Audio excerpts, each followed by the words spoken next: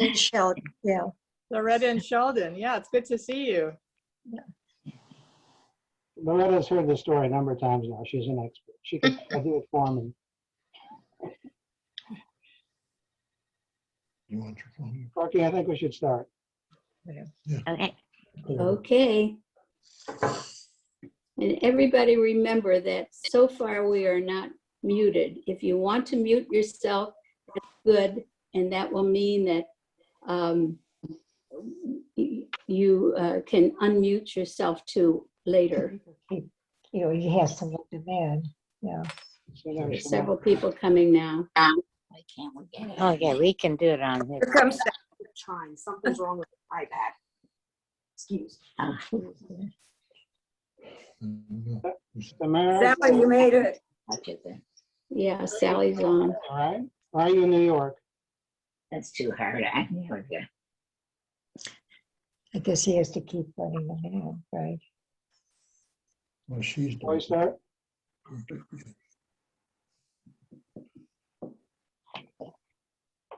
It is. I think I'm just gonna go. Corky, should we start? Yes, that would be fine. Okay, so I'm going to start, and Really? I'm going to share the screen with you. So you should see something come up, and you should see. I'm trying to get it on here. Okay. Just give me just a minute. I why it. Whoever that is, you have to mute yourself. Right? I think So can you see the screen? this book at home. The screen has the book, I ordered the author presentation. And let me ask, as Corky has said, would you each, if you can, mute yourselves so that background noise is out? As we get toward the end of the talk for Q&A, then you can unmute. If you have questions along the way, which I hope you will, there is a button at the bottom where you can enter your questions, and we'll go through those at the end.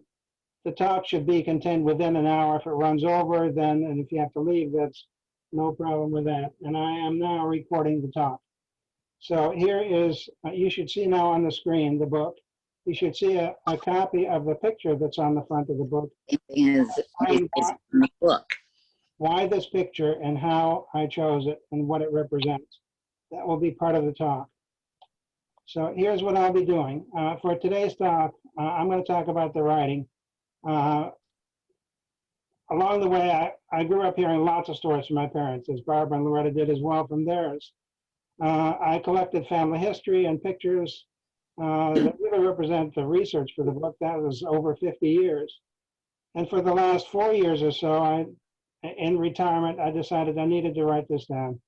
And I'll talk a little bit about that in the process. What I'm going to cover in the talk is some history of what happened over the beginning of this time period, and stories in the years before, during, and after the war. Since the book covers so much time, it's not going to be possible to cover all of it, but I'll pick a couple stories out to talk about. The book has generated some nice feedback. I'll show you a couple things that some of the reviewers have said. I'll do a few readings from the book along the way, and then I'll show you the slides, and we'll do Q&A. Can you see the slides okay? Just wave your hands if you can. It's too small for me. Okay. So I will read it for you. So here's two reviews that I'll read. This review is by someone by the name of Teresa Poland, who is a friend of mine. She's a retired archivist in the United States Holocaust Memorial Museum in Washington, D.C. And here is what she wrote about the book. She said, if you were told today, escape now, forever, leave everyone and everything behind, what would you do? And she continues, this book is about real people who have shown incredible courage. My parents, Barbara's parents, Loretta's parents. Determination and resilience beyond anyone's imagination. They endured hell on earth, and it didn't end with a war. You must read, learn, and remember. It can happen to anyone. The second comment came from a man by the name of Joseph Jaffe. He's the publisher editor of the German weekly Die Zeit, and he is himself a Holocaust survivor. He was born in 1944 in Lodz, Poland. And he wrote, the 20th century was the century of refugees. This is the story of Mendel and Freda, two Polish Jews fleeing the advancing Nazis into the depths of the Soviet Union. In the same way, it could be Barbara's parents' story and Loretta's parents' story at the same time. What I get this on my But it transmits a universal truth with two humans representing millions. After a massacre of Jews near Riga, the historian Simon Dubnow cried out to the witnesses, "Schreibt und verschreibt, write and record." He honors me by saying, Fred Feldman honored this duty with a gripping tale of terror and redemption, the story keeper for generations to come. This is not just history at its best, but an ode to life. skipper. I'm gonna So there are different threads in the book. Maybe just keep waiting. Somebody, I hear background, if you can mute yourself, that would be great. Probably the most important thread is the thread of the forever dilemma, which is, should I stay or should I leave? Something Jews have asked themselves in millennia as outsiders in the countries that they're in.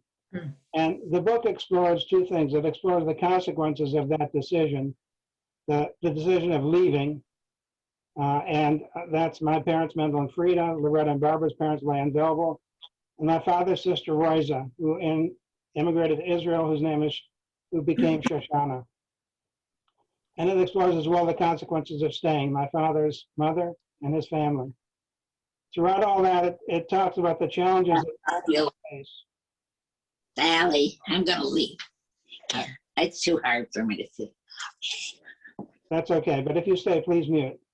So it talks about the Sally, different challenges along please. the way, and I'll cover those as we go along. The loss of contact with family, imprisonment, hardship, wandering, children born or died, and hope, above all, lost and kept during that time period. Another thread is the search for family, the search for the past tracing threads. And this involves me to a great extent, because it asks, after survival, what happens to all these people? You know some of that answer. And in doing that, and in looking for what happens and finding those threads, discoveries are made, fragments of stories are made, surprises are found, one of which I'll cover particularly. There's a lot of genealogy that I won't have time for, and decisions that are made. Yes. And there's more threads, the thread of the constant conflict between work and family, between spending your time with family and trying to find the kind of things that you'll hear in my book, the story of a father and a son, and then the biggest challenge of all, weaving the past and the present together, which is where the subtitle of the book comes from, weaving the threads of time and memory. If you can imagine trying to weave a thread of time or a thread of memory together. So here's where the story starts. The story starts in kind of an unusual place. And this is a preface. The story starts in Greece on a small island called Lesbos in 2016. And here I'll read from the book, per page. "Look," she cried, "straight out there on the horizon. Do you see it? There's a dinghy bouncing violently up and down on the waves. They're pounding the boat. With my binoculars, I can see people in life jackets holding onto the sides for dear life. The boat's packed solid with people. Oh no, some of them have been knocked off and gone under. It'll be a miracle if the whole thing doesn't sink." Over the next hours, they watched as the boat teetered precariously with each wave strike, but slowly made its way through the turbulent waters towards the shore. Crammed with refugees fleeing poverty and war in Syria. Those on the boat only wanted the chance for themselves and their children to find a place of safety, a home. Seeing the last wave threatening to overturn the boat, with the packed women and children screaming to keep more from drowning, Talia, along with teammates from Israel, plunged into the surf to help pull the boat its last few feet to safety, to help give at least temporary refuge, to help the traumatized children. The preface ends with a sentence, "Mendel would have been proud." So at this point, you have no idea why this is the beginning of the book, who Talia is, why Mendel would have been proud, who Mendel even is.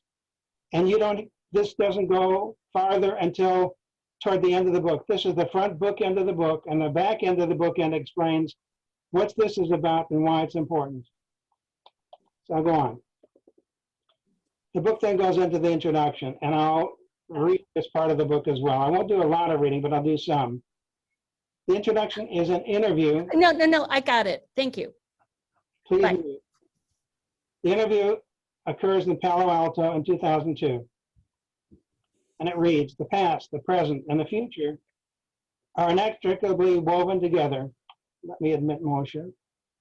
like a tapestry with a riot of happy colors in one area, but dim and dark and uncertain in others, with threads that seem to pass tightly and easily from one part to another, but in some places with threads worn and damaged and almost lost. What stories they tell of times past and times present. One thing's certain, they form the whole, and in many ways, the care with how they're assembled predicts the future and whether the tapestry, life itself, will survive. It's 2002 in modern-day Palo Alto. An old man and a visitor are seated around an extensive wrought iron table with a glass top. They're looking intently at each other in conversation, and adjacent to the table, there's a movie camera on top of a tripod with camera gear around it. On the table lies a large collection of maps, pictures, papers, and pictures. They're just beginning an interview. The camera's rolling, and the old man stares quizzically at the camera gear around, aimed at him, and he asks in an old European accent, "What is that?" It's a movie camera I brought with me. We're going to do some more taping of your stories about life before, during, after the Holocaust. You remember? Like before, when I taped you in South Bend 14 years ago. How long will we do that? As long as it takes. I'll be here all week. That's all I'm doing this week. I'll be here with you, talking and remembering like we did before. I have lots of questions, and I brought maps and pictures we can look at. Is that okay? We'll rest whenever you get tired. The old man seems to be getting used to the idea. He starts to look at all the paperwork and pictures, more than at the camera and all the gear. Quietly. Okay, I'm not tired. What do you want to know? So the process starts. The story, recording times and lives that started years ago on the other side of the world, in a little town in Poland, long populated by hard-working, religiously observant Jewish people living in poor surroundings, but rich with family life and oblivious to the cruel future that fate had in store for them. The interviewer says to the old man, and at this point in the book, you don't know who the interviewer is, and you're not sure who the old man is either. When I interviewed you the first time in South Bend 14 years ago, we covered the time from the early days in Sokolov, where my family came from, until the end of World War II. I have those notes and the video recording of that interview, so we don't have to repeat that. We can continue with what happened after that. But the old man will have none of that. He responds in broken English, wait, there's a lot more to tell you. One of those pictures you show me now, it brings back memories. I know those people. They were wonderful, so many memories. It's an old photo he looks at, you'll see it in a minute. It shows a group of young people, 11 of them, nicely dressed, though cracked in parts, yellow and faded, and with 1938 Sokolov Podlasky written on the back. It survived the war and the passage of time. Somehow it's come into his possession. It has names written on the back in Yiddish, and the names have been translated and written in English on the back in spidery handwriting. He says sorrowfully, of the group, only 4 survived the war. He sighs. Life in Sokolov became harder and harder during the 1930s, especially after Russia ran away from home. When the war broke out, everything changed. On September 1st, 1939, Hitler attacked Poland. The German army rapidly overran the country. The week before the Germans came into Sokolov, they bombed the town, killing 500 people. And to explain, the book goes back and forth between this interview and the memories of the old man going back in time. That's part of the mechanism the book was written on. Here's the picture he saw. It's a picture of a Havara, a youth group in Sokolov before World War II in 1938. And there are 11 people there. And as the old man says, only 4 people survived. This man, who is Mendel, this woman who is Frida, this woman who's a girlfriend of Frida's, and this man as well. As far as he knew, no one else of the 11 survived, but he was wrong. And I found out 75 years later that one more survived. I won't go into that story, but it's an amazing story. This is the man that survived. And if you ask me after the talk, I'll tell you about that. Each of these people have been identified. And so survivors or not, their names are retained forever. So a little bit of history. My parents, Mendel and Frida, were born in Poland, and their families had lived there for generations. Their parents and families lived in a small town of Sokolov Podlasky, that's east of Warsaw, about 2 hours in Poland. In 1939, they were sweethearts, and they talked about getting married and settling down, and then everything changed. On September 1st, 1939, Hitler attacked Poland. Poland was overrun and bombing had already started, and there were already deaths in Sokolov. By September 10th, the German army already occupied Sokolov, and severe brutalization of the Jews occurred, and Frida was attacked. On September 28th, and you'll hear a little bit more about it, Frida and part of the family fled Sokolov to Soviet territory, and I'll show you where they went. But part of the question was that first thread, should we stay or should we go? So this is from the book as well. There was much debate and consternation among the Jewish families of the town about what to expect and what to do. Maybe it wouldn't be so terrible. After all, this wasn't the first time Sokolov had been occupied. On the other hand, who knew what to really expect as German troops ran all over town, harassing anyone they came across, shooting their guns wildly and terrorizing everyone. 2 weeks after occupying the town, a drunken group of soldiers found Frida on the street and raped her. She escaped screaming and crying, running to Mendel's store. I can't stay here anymore, she told him, sobbing uncontrollably. Well, she told him what had happened. I don't know how, but I'm going to leave and run to the Soviet zone that was nearby. You decide what you're going to do. I love you, but I can't stay here anymore. We can go together, or I'll go alone as soon as I can, but I'm leaving no matter what. His mother Hinka argued with him. During World War I, we have been occupied by the Germans and survived. It was hard, but we made it through. How much harder can it be? Besides, where will we go and how will we live? We don't know anyone on the Soviet side. How will we live from day to day? What will you do? How will we eat? Where will we live? It might be hard, but we should all stay. I already lost one daughter who ran away and left. That was Rosia. I don't want to lose you also. We're not going. They argued throughout the night, with Mendel unable to convince his mother Hinka. When Freda came to collect Mendel, she learned that none of his family would go with him. Hinka said to Freda, don't leave. If you don't leave, Mendel won't leave. But Freda said she couldn't stay. I have to leave. So here's what happens then afterward. Mendel and Freda leave. They take their mother Chaya with them, and Freda's sister Leah, Barbara and Loretta's mother, also leaves, and her fiance Velvo also leaves. They go across into Soviet territory. They marry in a town not far away called Bialystok, and the war comes closer. And in Bialystok, they decide it's too close. They're still at risk there, and they learn of an opportunity far into Soviet Russia where potential people can survive, and they leave on a train for 18 days in a boxcar. They travel into the Ural Mountains where the winters are horrendous, and they travel by rail. Here's a map of their journey. Here's where they start, in a small town in eastern Poland called Sokolov-Podlaski. And they travel, here's Moscow, past Moscow, all the way to this town, Berezhniki, in the mountains. And they're there for a while.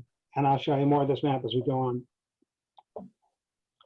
In Berezhniki, for some reason, that's another story, Mendel is arrested by the NKVD, the secret police. That's in April of 1940.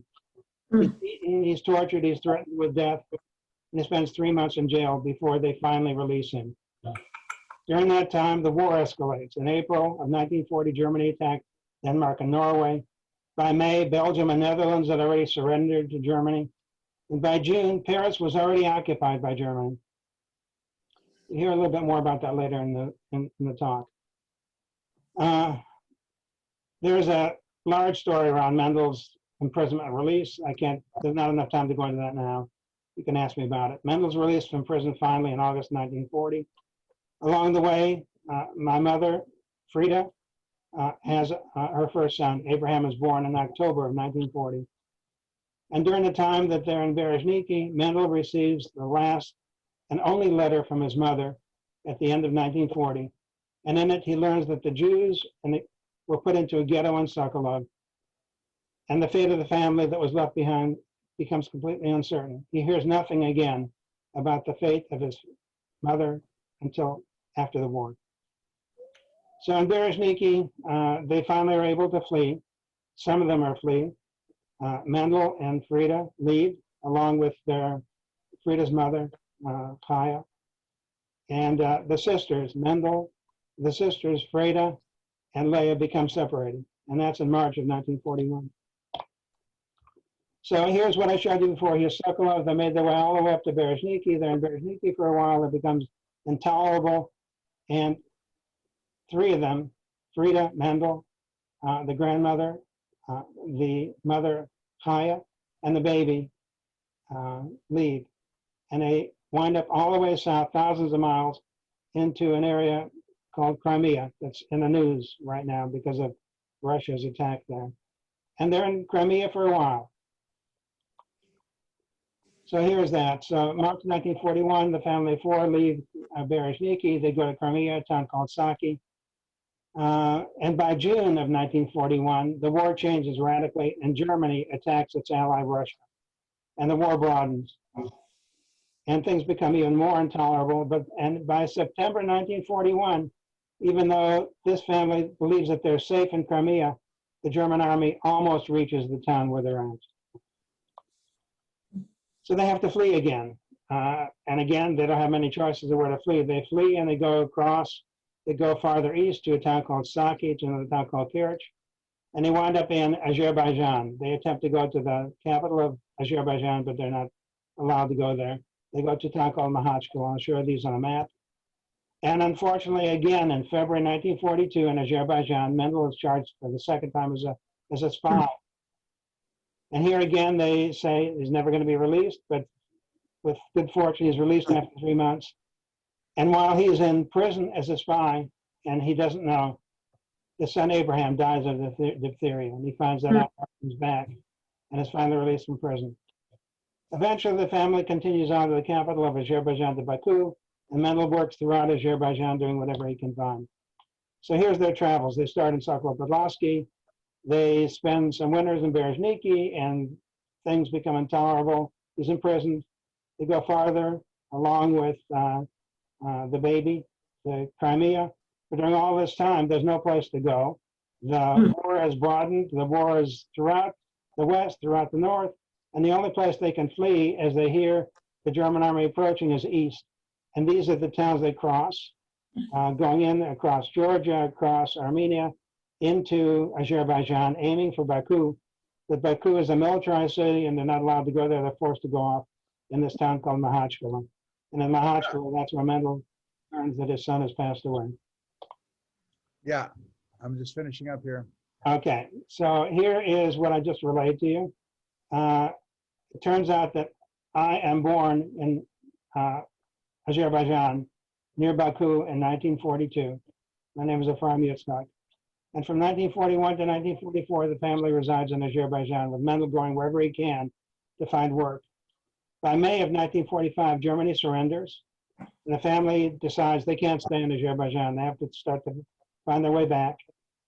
And by the end of 1944 until March 1946, the family returns first to where they came along the way to Crimea.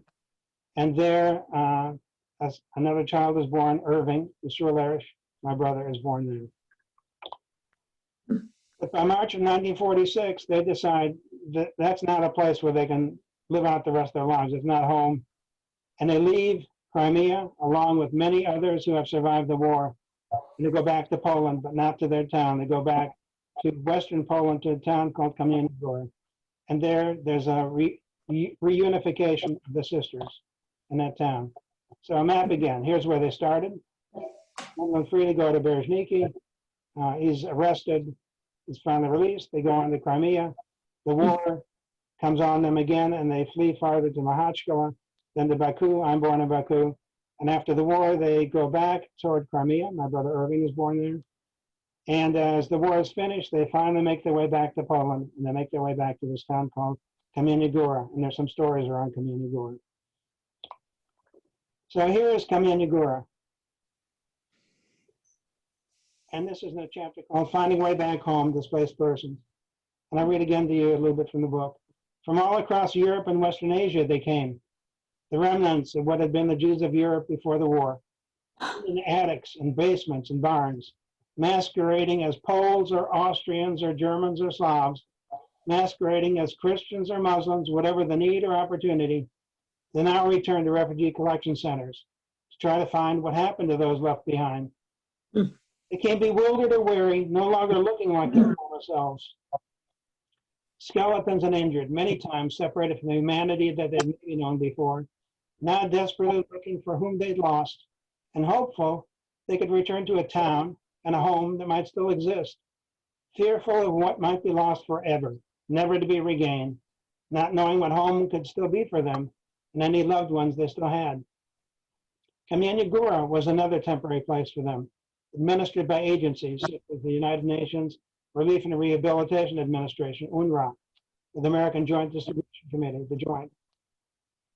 Set up after the war to enable people to return, to collect information of what was left, and who was left, and where they came from, and who they could still be connected to, what could be done with them, and where they could go. These collection centers were a lifeline for trying to recover a balloon. And in the book, there's a lot of stories about this. The Joint was one of those in Kamyanagura and other war-torn areas. They collected people and records, temporarily housed them and fed them. They served as a clearinghouse for records of those who'd survived and found their way to other centers. They were a point where connections could be made. They were a center where letters could go out to relatives, to connections in other places such as the United States, Britain, South America, Palestine. Letters that could go where there might be someone who remembered, who could help in relocation, who might provide a transition from displaced person to immigrant, and possibly citizen of a new country, and finally, a new home. Mendel and family, move something here. Mendel and family registered with the Joint, were given temporary quarters, and started to try to see how to put their life back together. All they knew now was that with all they'd survived, endured, with all that they'd seen on their trip back, they'd survived. They still didn't know what happened to Freda's sister, but they found her soon in Kamyanagura, or the rest of Mendel's family, but they'd survived. There must be a future for them.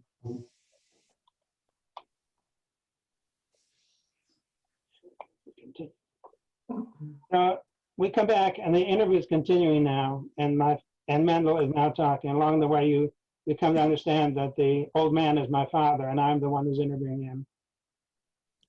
Every day, as soon as they'd wake up in Kamyanagura, the first thing they do is go to the board of names of postings they'd made before, looking for those they'd known who might have survived, and seeing their desperate scribble, looking to see who'd added a note that might be looking for them. And every day, as the list got bigger and bigger, they saw no one that they could recognize, no name that might have survived. They talked to others around them doing exactly the same. You see my brother? You see my sister? I'm from Sokolov, where my mother stayed behind. Have you heard anything of her? Have you seen anyone from the town? Do you know what happened to it? Were there any survivors? See anyone looking for me? Remember my name. One miraculous day, they heard someone yelling, "Is there a Feldman, a Mendel Feldman?" They looked around and saw a strange skeleton of a man, young but old. "Here, I'm Mendel Feldman." "Who are you?" "Could I be the one you're looking for?" "I don't know you." "My name is Eli Rich. I'm looking for Mendel Feldman, whose wife is named Freda, who is from Sokolov Podlasky in Poland." "Are you him?" Mendel almost fainted. He grabbed Eli and shouted, I'm him. My name is Mendel. My wife is Freda. We grew up in Sokolov. We left almost 7 years ago when the Germans took the town. My mother wouldn't leave. My brothers and sisters stayed behind. Who are you? Where do you come from? And what can you tell me? Do you know what happened to all of them? Eli embraced Mendel, and with both crying, Eli told their story, the miracle that we found. Finally reunited after more than 7 years, separated by thousands of miles, never knowing what the war had done to each other, whether either had survived. They came together in joy, saying both had survived. They and Velva were a family of 4, while Mendel and Fred and Chaya were a family of 5. So while they're in Kamyanagura, Mendel decides he has to go back to his hometown to Sokolov for his family, where his mother, his brothers, his sister. And there's a whole story in the book about that, of what he finds. And there's not enough time to go into that now. The interview continues. We're back now in 2002. When we started the interview, the whole thing was new to him. He really couldn't relate to it, because it went back and back into his memory, like he awoke and relived it all. It was all around him, and he became rejuvenated. He became completely involved in the process, remembering all that he'd seen and experienced, all that he'd seen survive, and all that he'd seen die. He cried out in anguish and in anger, "Don't you see all this today? Don't you see the same thing happening to millions of people all over the world and in all countries? Millions of refugees in lines miles and miles long, packs on their backs, their children in their arms, running like hell, looking for safety, trying to find someplace they can call home, even for a little while. Helpless, dying, just as it is now. That's how it was then. Many dying, only a few survive. Never knowing if you're going to make it, never knowing what would become of us, but never giving up hope. It's how it was for all of us. It's how it is for them." And that's where the picture comes from. This is a picture of the displaced peoples, of immigrants. And when is it? Could be from the 1930s, 1940s, could be from the 2000s. Today, there are over 120 displaced peoples around the world, all of them looking for a place to call home. That's why this picture made it to the cover. So the interview continues. There is no picture. You don't see this? So I can. I do. We found a man. Mendel's talking, and he says, "We found a man in Sokolov, in Kameniy Gora, whose name was Yitzhak Bialalev, also from Sokolov. He was the secretary of the committee. He knew freedom. We'd known his children. I said to Yitzhak, and this is Mendel talking, that I had nothing to buy bread, and he gave Freda 500 zlotys. He says, I started working whatever I could find." He relates, "One time, I see a man come up to our house, because we're Sokolover. Like all the others, is looking for people that might know what happened to others they left behind. He said, 'I'm from Sokolov. I'm the son of Yitzhak Bialalev.' Turns out he was one of two sons. One got killed in the army. The man asked, 'Do you know if my father's alive? Do you know where my father is?' He says, 'Yeah, just wait in our house.' I went to the office and said, 'Yitzhak, there's a friend at my house, a Sokolover, who wants to see you.' Yitzhak came to our house and went up to him and said, 'Who are you? Who are you?' He said, 'Daddy, I'm your son. Don't you know me?' Freda started crying at the tragedy they caused parents and not even know each other. And then they went home together. They both had changed so much from the war that they couldn't recognize each other anymore. Father and son. Endless eyes. So much to remember from that time. So here is the map again, starting in Sokolov-Podlavsky, Berezhniki, Crimea, Makhachkala, and Baku, and winding back in Kameniy Gora. From Kameniy Gora, with the war over, then they need to decide what they're going to do, and letters start. Try to find a place to go and a place to live. And from Kameniy Gora, we are sent to two displaced persons camp. One is called Steyr, a little town. Another one is called Wells. And the question is where to go.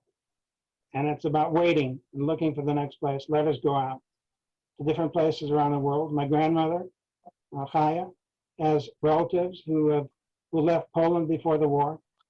Her father was married twice, 12 children from the first wife, 12 children from the second. And she's from the second wife. Other stories along with it. And some of the stories, some of the letters she writes, and that Leah, Barbara, and Loretta's mother write, go to South Bend where they have relatives, to Joe Rosenbaum. And he decides he's going to make a trip farther to Europe and to Israel. And there's a picture there. And there's a picture of the displaced persons camps, a picture of the visit to the American family, and then where to go from there. So here's the picture in the first displaced persons camp in Steyr. Can you see this? We aren't seeing any pictures at all. It still says pages 39 and 40. Yeah. You can see me now. Let me see if I can show you the pictures again. Can you see that? Now I can see it. Okay. So you didn't miss too much. I mean, I read you what was on there, but the pictures are important. So here's the picture of the DP camp in Steyr in Austria, where we're sent. Here is Barbara and Loretta's mother, Leah. Here's Barbara. Here's Barbara and Loretta's father, Velvel. Here's Loretta, a little bit blurred. Here is my mother, Frida. My father, Mendel. Here is me, Ephraim. Here's my brother, Cyril, Irving. And here is my grandmother, Barbara and Loretta's grandmother, and the mother of Frida and Leah. And 27 people all in one room. Here's Eli, who found us. 27 people in our room trying to figure out what they're going to do next. You see this next picture? So this is Joe Rosenbaum, who left Poland around 1914 or so, and there's a story about him as well. Here is his wife Anna, and they're making a trip to Israel, and they stop in the displaced persons camp in Austria to see, to reconnect with his sister that he hasn't seen since 1914, Kaya, my grandmother. And here is the picture in the displaced persons camp. Here is my father and my mother. Here's Eli. Here's me. Here's Barbara. Here's Velvel and Leah, Barbara and Loretta's mother. And here is Irving, and here is Loretta. All sitting there and trying to figure out what to do. The stories around this I don't have time to go into now. This is 1946. The question is, what's next? And the book goes forward in time to about the current times. And it's called, in the chapter, the thread called Remember. And I'll read you this page. Half a lifetime later, as I think back on those times as new immigrants to what was for all of us a strange new land, I recognize that a transformation had occurred. We no longer dwelled on those chapters of our lives of fleeing from danger, of constantly being on the run, of never knowing whether the book of our lives was at its end or where it would go next. Instead, I realized that in our daily lives, our thinking, our awareness, our attitudes had changed. In everything we were doing, we were looking toward new and what we could dare to hope would be potentially remarkable futures. All survivors of a treacherous past, every new immigrant, whether one that lived through the horrors of World War II or the devastation and displacement of other wars of Korea, of Vietnam, Darfur, Bosnia, Rwanda, Congo, and today's Syria, show the same scars, scars of looking for or remembering those who were lost or couldn't be found, of struggling to find safe places, of finally finding some place to settle and start again, and starting fresh, but knowing that their lives will always show them to be different. No matter how much life blesses them, they will always show the singes that mark their searing passages. So it was with us in those early years in the 1950s as we settled down in South Bend. We settled in to find jobs and homes and educate ourselves and become like the ordinary Americans around us.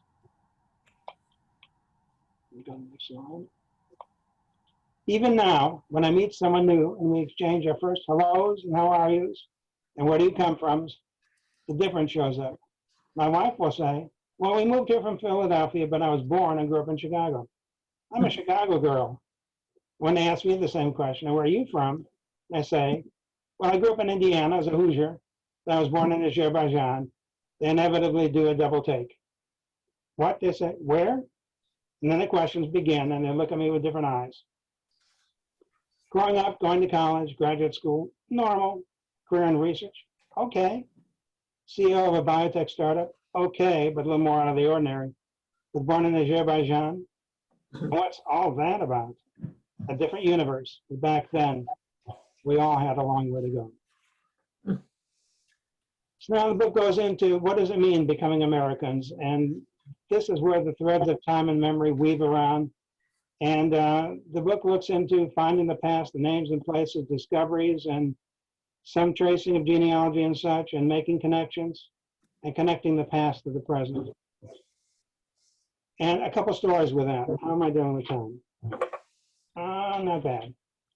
So here's a story where we're living in South Bend and we're going to travel to Chicago. It's from the book. Mendel's family had always been serious about their religion. Judaism was important to them. It had always been impossible to be traditionally observant during the long journey in the Soviet Union. Much different than traditional Jewish life had been like for Mendel when he was growing up in Sokolov. There his family had been ritually observant, studied Hebrew, kept kosher, attended services in the town synagogue each Saturday. In South Bend in the 1950s, getting kosher chicken and especially kosher beef, was complicated, prohibitively expensive for us. We'd go to Chicago. Sundays, the butcher shops were alive with customers of all kinds and speaking languages besides English: Polish, Russian, Hungarian, and often Yiddish. The cases were full of many types of meat, cold cuts, chickens, and prepared foods. Chains of hot dogs curled around each other, peering at us, waiting to be picked. Sausages and salamis hung on strings in the ceilings, emitting tantalizing garlic smells, asking to be eaten. Massive rolls of bologna peered out from the case, asking, "You gonna take us home?" The shopkeeper, the butcher, and usually many relatives were behind the tall counters, cootered in thigh-length, high-bib aprons with traces. The last delicacy they'd sliced the parent on them. You couldn't even get them to wait on you unless you took a number, and it finally got to be your turn. "What can I get for you, boy chick?" Then asked my father, clearly amused to see the newcomer, the greenhorn, awed by their display. Afterwards, we backtracked with dogs following us sniffing hungrily in our hall. We hastily boarded the buses and the trolley, with passengers looking around us as we rode, wondering if the tantalizing garlicky odors emanating from somewhere from our suitcases. Back to the train, back home with enough supply to keep us going until the next time. What an exciting trip it was, and how satisfying to come home with the goods. Like I'm a victor after a long and arduous hunt with the game. So, as you can imagine, it's impossible to cover this entire book in just an hour. And the next part of it goes into the magical discoveries that are found, trying to understand where I came from, what happened, what the stories were, and the magical discoveries that are formed. And so I'm going to read from you a couple of these. One is about finding Hyman Kauer, my father's boyhood friend from Sokolov, that got separated from him during the war. And then a story about someone that you well know, my friend Dory Goldberg, called Their Story. And there are others in light blue that I don't have time to go into, and then I'll cover the rest of this, and we'll come toward the end. So here's the story about my father's boyhood friend, lost but found again. This is after the war in the early 1950s, where we're living in South Bend. I was fortunate to attend that first reunion of Mendel and Frida with Chaim family. Their apartment was a cramped second-floor walk-up with an antiquated kitchen in tiny rooms, warm now with the spirit of camaraderie and fellowship that engulfed them. It was as though the years and the war had never separated them, as though the decades before had vanished. They relived the memories they shared of growing up together, and they cried together for the relatives and friends that were no more. Chaim shared with Mendel all that he knew about who had survived, who now also lived in surrounding neighborhoods, and who could be found in a Sokolov fellowship that was active in Chicago. He relayed who died after reaching America and who was buried in the large Jewish cemetery south of Chicago, Waldheim Cemetery, that I visited many times now. The day exhausted itself and gradually turned dim as we separated. Mendel and Frida and I made our way back to the train station to return home.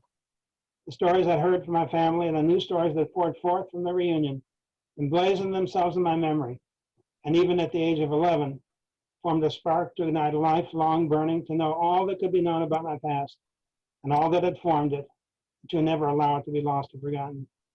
Returning home at that point, I had no inkling how much of that reunion I'd retain and the role that it would play in my later life. Now, I hope the door is okay with my including a little bit of her story in here as well. Many of you know because Dory has done a number of Holocaust talks in South Bend, Notre Dame, and different places. And as you know, Dory is a Holocaust survivor who was born in Paris. Her parents were caught up in the Vel d'Hiv roundup in Paris and murdered in Auschwitz. She survived in hiding with her brother, Harry, in a small village outside Paris. And later, after the war, immigrated to South Bend, Indiana. So on one of my trips back to South Bend, not so many years ago, I spent a couple of days interviewing Dory, along with my wife, Rhoda, who was the camera person. We scanned and recorded all her pictures that are just beyond magnificent. And when we finished that, I asked her, "Are we done? We've recorded your story, all your pictures and everything. Is there anything that's left?" And she said, "Well, maybe, but not yet." And what she said was, well, there were a couple water damage packages in the basement. They're ready to discard. We're interested in looking at them. and asked her to bring them up, and she did. And that's this first picture where we looked at these two that were clearly pictures in frames covered with cardboard. We asked, what's this? And as we took the pictures apart, and as Dory let us take layer by layer open, we found two surviving pictures. One of Dory's parents before the war, who perished in Auschwitz. And as we opened the second package, we found, and I think I've identified it right, we found Dory's grandparents. Treasures. Each of our expeditions, each of our interviews, interviewing people who survived the war, relatives or non-relatives, at the end of the day, when we thought we were all done, we found treasures. And this is where we wind up with my hero, Dory. And if it allows you to visit her, you'll see these pictures on her wall. And this is the story that I just told you. In every instance where we looked for hints, links to our past, the result always seemed the same. We thought we were done when we were ready to close and go home. The little added treasure would surface, the treasure of our hunt, treasure of our lives. We visited Dory a year later again. Those two pictures have been restored, reframed, and now adorn the main wall of her living room, never to be lost again. Treasures for her, treasures for her children and grandchildren, and for us. So we're almost done. This is near the last chapter. It's called Full Circle, and it's in June of 2016. And it's the back bookend to where I started with you at the beginning, with immigrants out of Syria.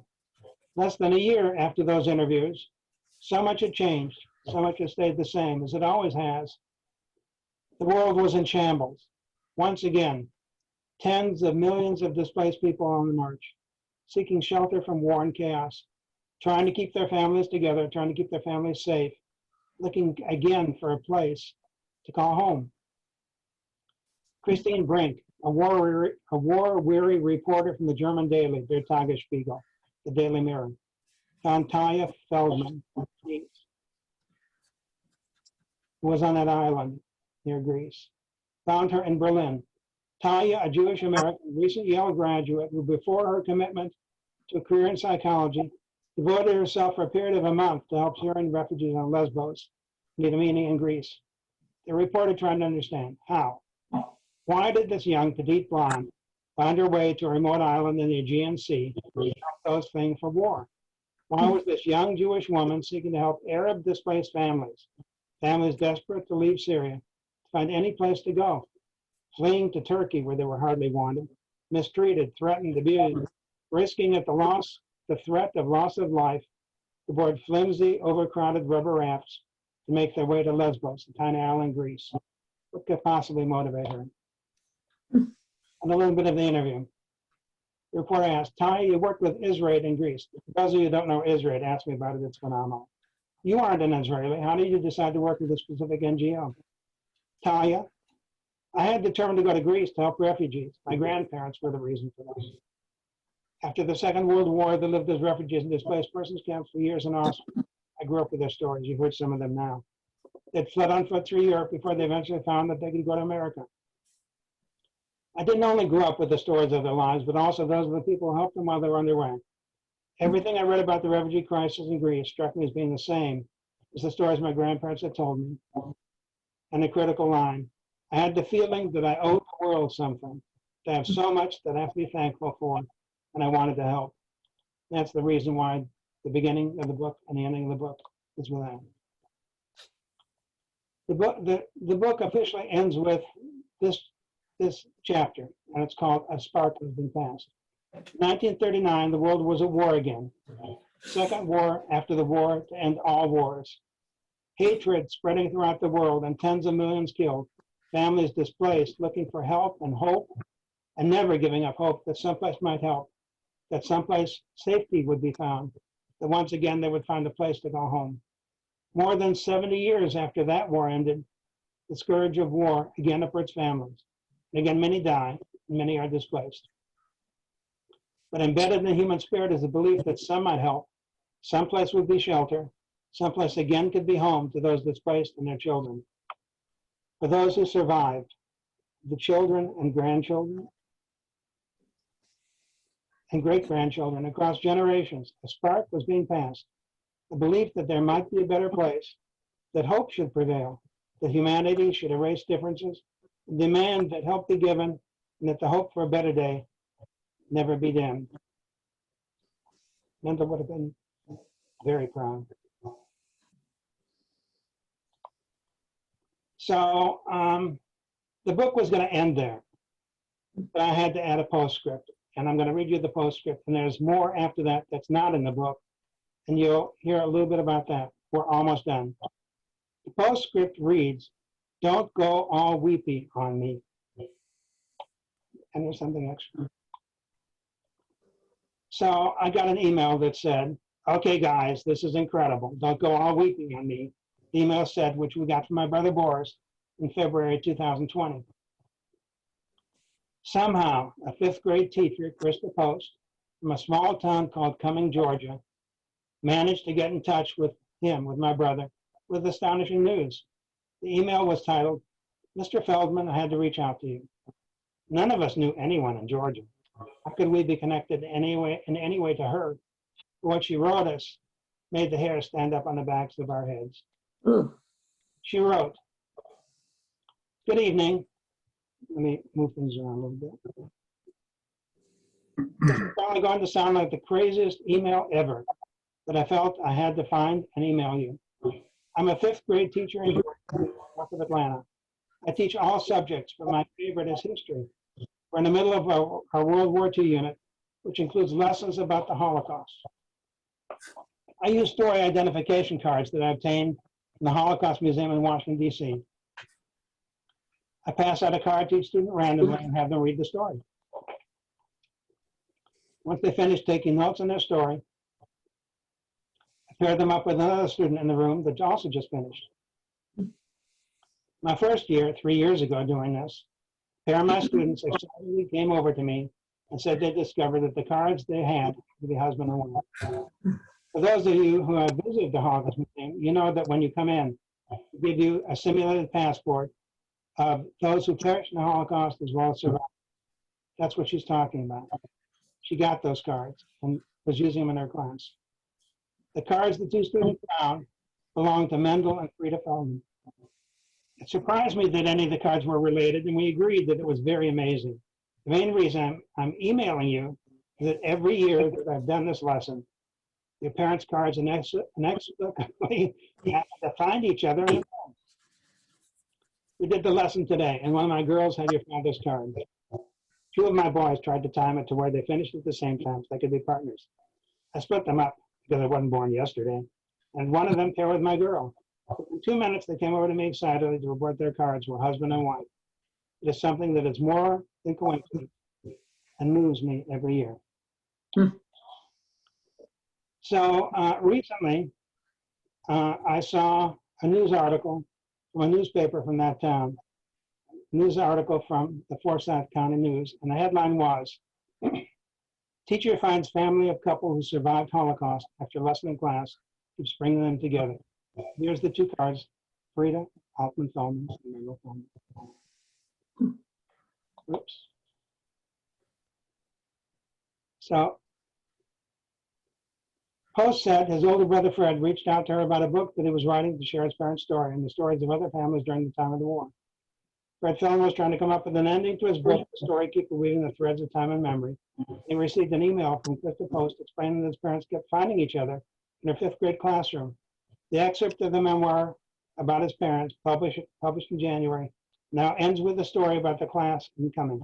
He also explained in the excerpt that Boris's wife, Robin, even shared that she'd just been reading about the halachic view in the Jewish faith the day before Post's email. The view says that the bond between spouses is so strong that they, quote, continue to connect each other even when one has passed away. The story has stuck with everyone in the Feldman family, and they each have grown closer to Post and her kids incoming. Fred and Boris continue to keep in touch with Post even a year later.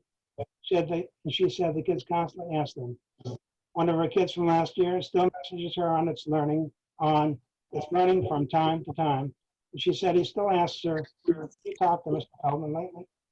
Brooke sent Post 6 copies of the book to share with her colleagues and family, and to read the excerpt to the kids, and she said are all incredibly excited to be included in the memoir. She wants to continue the relationship with the Feldman family and their kids for years to come. And Fred is already planning a visit to see the kids when the pandemic is over.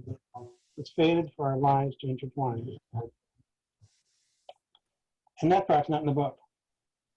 But my favorite pictures that I had to show you. This one is me and my brother, Irving, on the way to displaced persons camp. And this one, for those of you who have been fortunate enough to be in Barbara's house, it's a picture of my cousin Barbara and me outside one of the displaced persons camps. My favorite pictures. And there are many, many more pictures, some of which are in the book, some of which aren't. You've seen some of these. And this one in particular is in the book, and it's a picture that was taken of us the day after we arrived in South Bend, Indiana, in Joe Rosenbaum's home. And we're all. Thank you. Okay. So I'll stop with that. If you can unmute yourselves, we'll take a look and see if any questions came up. If anybody has questions that aren't answered on this or wants to contact separately, my email address is fred.feldman@gmail.com. And with that, I'll stop. So I don't see questions. If anybody has questions, just raise your hand and we'll link to you and just unmute. Okay. Let me say now, on behalf of our book club, thank you so much for your time and for your wonderful discussion on your book. We appreciate it. Let me say on my part to give a thank you to Sinai Sisterhood Book Club, to the Jewish Federation of St. Joe Valley for helping host this, 21 people. to Corky for helping host this, and to my wife Rhoda, without whom I would have never dared to go on this venture at all. So. Does anybody have any questions? I Bonnie? do. Yes. At that difficult time during the war, and afterwards, when I was growing up, we didn't really talk much about it in our homes for a variety of reasons. And I'm wondering if your family, if your parents talked about it in front of you. Our parents, I think, didn't know everything, and they didn't want to talk about it, and they didn't want the children to hear sad things, so they didn't share many of those things. Did your parents talk about it? So let me address that. First of all, let me say it's always hard to be the first person to ask a question. I've seen that in conferences I've attended. And even when I've gone to lots of conferences, standing up and going to the mic to do the first question always makes me a little bit nervous. So thank you for the question. The answer to it varies a lot from family to family. I mean, in many families, whether there were survivors from the war or whether there were those who had people who perished, the stories didn't come out because they were afraid that they would, damage their kids in some way by telling them about all the things that happened. There are many books about the Holocaust, many of them, horrors of what happened in the killing camps, and those are hard to talk about. But the experience of my parents was, when I arrived in South Bend, I was about 7 years old and only spoke Yiddish. During that time period when my parents talked, they spoke Yiddish, but since I spoke it, they couldn't hide it from me. And I learned about what had happened along the way. And as I grew up, I'd write down on little bits of paper what they told me and made some connections with, who my father's parents or grandparents were. They grew with time. And I learned more and more about it as time went on. It was never something that was kept hidden. And I collected the stories and knew even after I went to college, graduated, and went to work, that someday I'd want to put it all together. So that was easy to do. The biggest barrier was finding time away from work to do that. So many of you know that I have visited Sheldon and Loretta. I've interviewed Loretta. I've gotten her story. And Barbara's. I visited Barbara to get her story as well. I spent days with Dory, who so graciously hosted us and told us her story. And her daughter, who lives in Virginia, is one of my genealogy buddies. I have other genealogy buddies in South Bend as well. Bonnie is one of my genealogy buddies. She arranged for one trip where we spent time in a library near her house, where we put up our genealogy charts and explored connections. I found out there, when I first started with my family, I had about a dozen or so names of connections that I had for my father. All that's now on Ancestry with the family tree. Now there's over 700 people on that tree. Some of them came from the meeting that Bonnie put together with her friend and my relative, Bara Warner, who lives in South Bend as well, and who comes from the first wife of my grandmother's husband. And Bonnie and I come from the second. And that meeting allowed me to connect two pieces of the family tree that doubled the size of it. But anyway, yes, I've learned the stories as I grew up, and I'm in retirement now. I find it hard to believe, 10 years. And my main goal in retirement was put it all together, interview everybody I could. I made a video documentary of those interviews, and then all that was the staging ground for writing a book, which just finished a year ago, and now that's fortunately being distributed. Thanks, Brian. Fred, you hear me? It's I can't, Linda. but you're kind of quiet. If you could hold the microphone. Yes, I still don't have a sense of what life in the DP camp was like. Did they go to school? Did they, who cooked the meals? You know, what did they do all day? And I've never gotten a true sense of what life was like there. She's hard to understand it. So let's start with two answers to your question. First answer to your question should come from Barbara, because she was older than me, and we went through that together. You want to say about that, Barbara? Then I'm going to add to it. Am I muted? No, you can talk. What was the question? The question was, what do you remember about life in the displaced person camp? What do we do? Were you a what? I'm sorry. In the displaced persons. Yeah. Run around. We ran around like wild animals. We really did. The two of us, nobody paid attention, and we just kind of ran around, and, you know, we thought we had a wonderful childhood. I mean, we never really thought it was anything other than wonderful. So I'm going to add to Barbara's answer, because part of my goal along the way toward writing the book, which I knew I wanted to do 20 years ago, but never had time, was to collect pictures. Everybody that I interviewed, the first thing that always got asked, and Dory can attest to this, was, do you have any pictures that go back to time in Europe? And we'd start with that. And we'd start with stories. We'd start with putting family trees together. And same question was asked of my father and mother. My father always had a better memory than my mother did. And I collected all my father's pictures. And one of those is of the displaced persons camp in Wells. It's a picture of me in a classroom, and it shows the other kids in the classroom, and we were going to school. So what I've seen from doing research on that time period and in the displaced persons camps was their goal was to act as a bridge between what had happened before and what the possibilities were for going forward. And so they organized things. They were well organized. I mean, there were schools for the kids, and I vaguely remember that, although my memory before coming to the United States is kind of dim, because I don't know if I'm remembering what I really remember or what I've been told about. But I think I remember going to school there. My parents have a story about that. And from my father's stories, I know that part of his goal was, you know, trying to make whatever money he could to supplement, you know, the poor meals that there were there, and trying to collect something so they'd have eventually wherever they'd wind up with and have a little bit of money.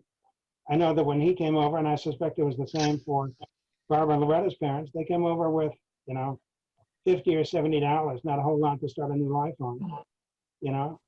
And there were, in different displaced persons camps, there were efforts at, you know, bringing together history and culture and things like that.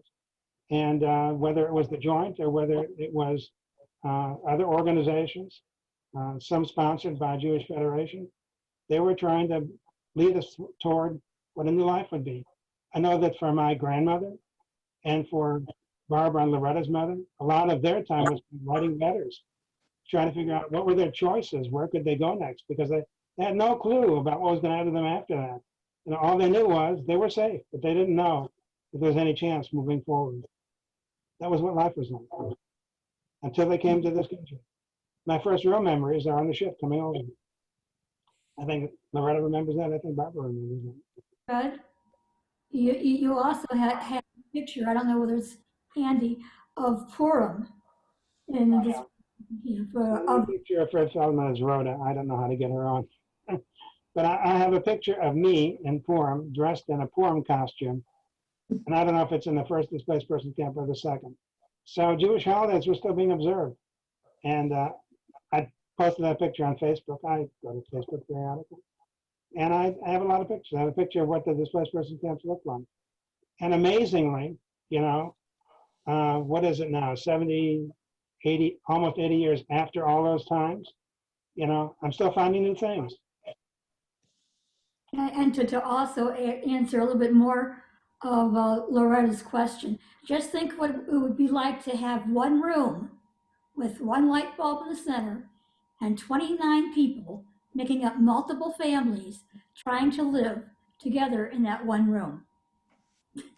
So you saw that picture. That was my first displaced persons camp. Yeah. You know, there's a lot in the book that there's just no time for, you know, unfortunately. And I think from every survivor, there's a separate story that deserves to be a book.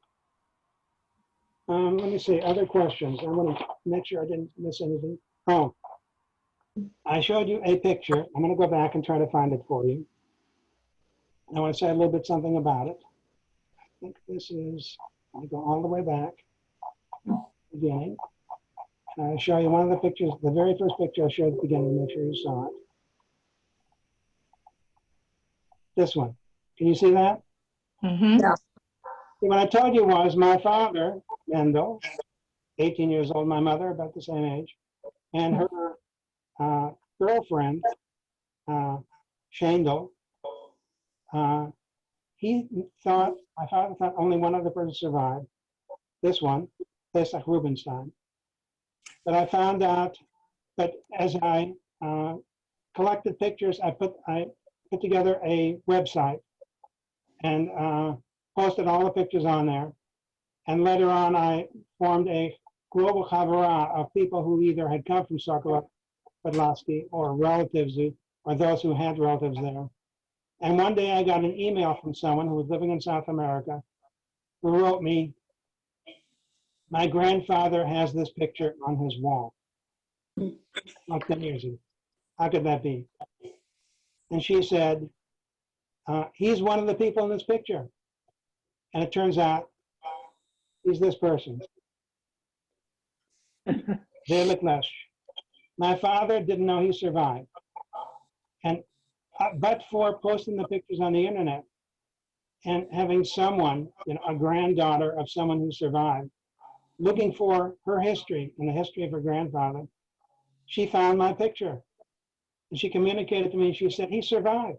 He had this picture. And I have, over time, over the last 10 years, tried to reconnect with her. She's moved around a lot. And then last month, I found out she is living in the United States. Her daughter is being bat mitzvah this month. And as soon as she's done, she and I are going to connect and add one more story, the story that we have, another survivor. That's not the book.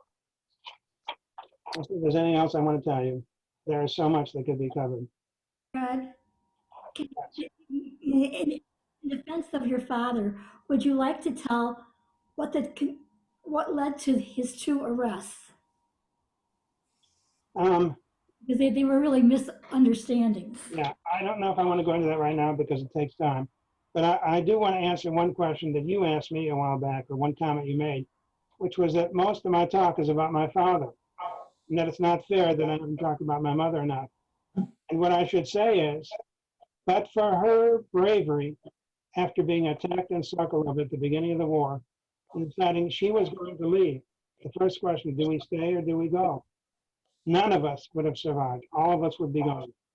And either we, nor our children, nor our grandchildren want to survive. It was the bravery of our parents, my mother and father, Loretta and Barbara's mother and father, to decide to leave and take their chances and retain hope that someplace there would be an end of war and a better time, and that there would be opportunity for everybody. When you take a look at, you know, Loretta and Barbara and lives that they've made, and my brothers and sister, it's amazing what this country has given us. Different stories about within the book. You have to read the book to get those. It's impossible going to. That's why the book is so good. I saw that the Jewish Federation had put out a note that said, and I thank them so much for helping sponsor this, that for anybody who wants to read more about the stories and about the books, that you can access that through the Federation. And I thank you all for listening, for your interest, for any, and as you'll see, because the last thing that I showed you in one of my slides isn't in my book at all. One of the questions that usually comes up is, what are you going to do next? Yeah. So, I don't know about another book. If it's another book, I have a writers group and locally. That's one of the things they ask me is, what are you going to write next? But the next thing that I'm going to do is I'm going to make a website that continues on with the book and post anything new, any new discoveries, any new updates to it. And for anybody who wants access to that website, send me an email and tell me that you'd be interested in being on email on the link to my website for whatever happens with the book. And again, my email address is fred.feldman@gmail.com. And this has been recorded, and I'll make the recording available to all of you in South Bend through usually it's only about 6, 7 people. They can. the Federation. And unless there are other questions, I'll stop with that. On behalf of Bonnie and Barb and the Sinai Sisterhood Book Club, we thank you for your time and your effort. It's been delightful and very interesting. Thank you so much. I'm honored by your interest. Thank you all. Have a wonderful spring day. Bye, everybody. Thank you. Thank